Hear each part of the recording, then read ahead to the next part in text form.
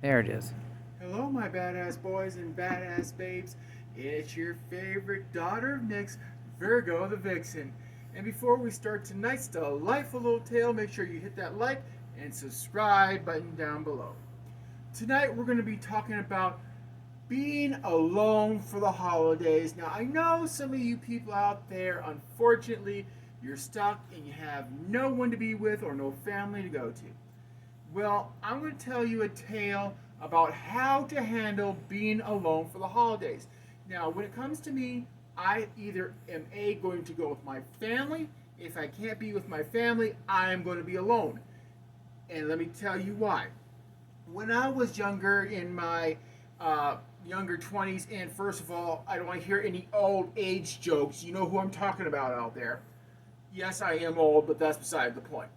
Anyways, when I was younger, I was on my own, and guess what? It was my first Christmas without my family. And so I really didn't want to be alone. And one of my coworkers, we'll just call him Mickey, Mickey said, you know what? My family has plenty of food, and you know what? I can come over to his house. And at that time, I didn't really want to be alone, so I said, okay, Mickey, I'll go with you. Okay, Mickey did not tell me every little detail about his family. I get to his house. Come to find out, his family's Catholic. Not a problem. I'm Catholic. Okay, no big deal there. The problem is he's got like 6 or 7 other brothers or sisters in his family, and then they have all their little munchkins or ankle biters or kids or parasites or whatever you want to call them roaming around the house. So here Mickey comes in with me. Now I'm going to tell you something. Everybody stopped what they were doing to gawk at me when I arrived there. Apparently, there's some unwritten rules about when you take a date home for the first time for the holidays. And I'm going to tell you, ladies, whenever you go to a new person's house, do not wear anything revealing or low cut. Apparently, there's some sort of rule, and I wasn't informed about this, but I don't care. All his uncles and his brothers and his male cousins loved me. I'm not seeing the problem. But anyways, so things weren't too bad. We're having a good time. I'm having a good time. His family was actually pleasant. Like I said, his uncles, his brothers, they were all cheering for me, saying, "Hey, how long have you two been doing the nasty?" He's like, "Whoa, whoa, wait a minute. We're just friends. We ain't dating." And I had to set the record straight a few times. I figured that these were just normal, stupid, drunken male idiots. Okay. Dinner comes along, things aren't bad. After dinner, I'm helping out with his mom, his grandmother, and his sisters. And this is where things get really kind of going southwards and weird. All right. His mom and grandmother start pressuring me, asking me how long I've been dating Mickey. And it's like, well, wait a minute. I had to tell him, it's like, wait a minute. I'm not dating your son, okay? I mean, what makes you think I'm dating your son? And then they really started. Apparently, that was not the thing to say because then they said, oh, what? He's not good enough for you now, you skank? Wow, okay, calling me a skank is bad enough. Then they start listing the reasons why I was not good enough to date his son.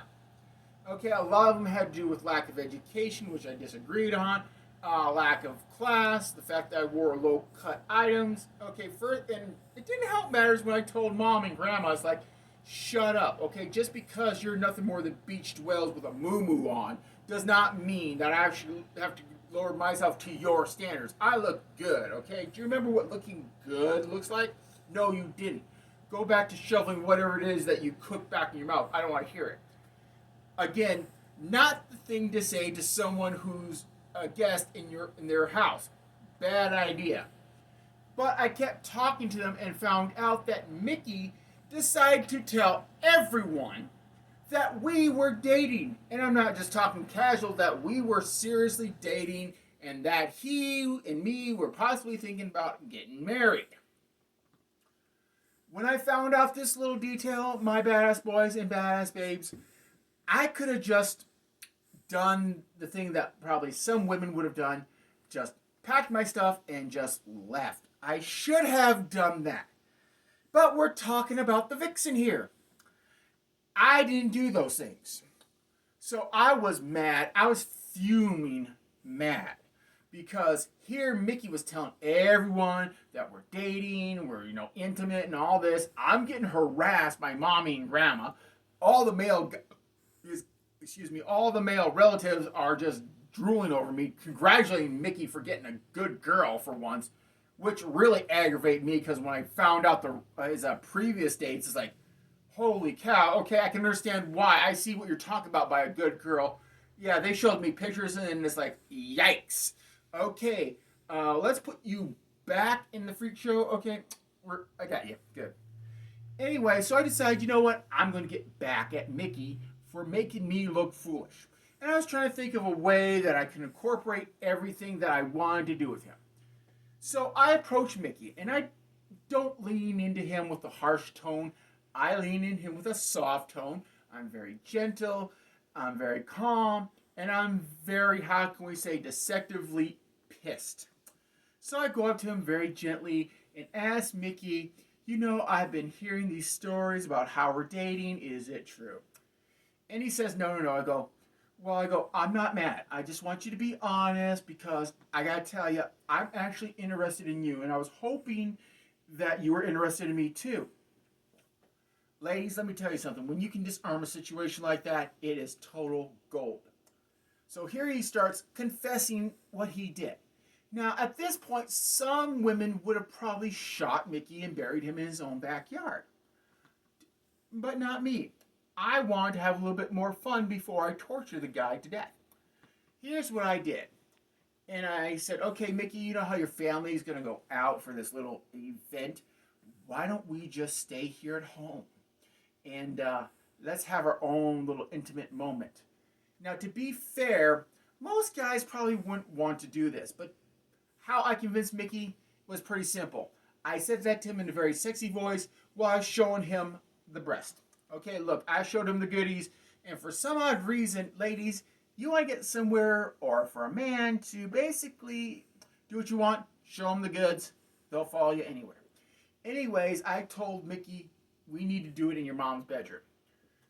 And he, for some odd reason, was agreeing because of what I said to him and what I showed him.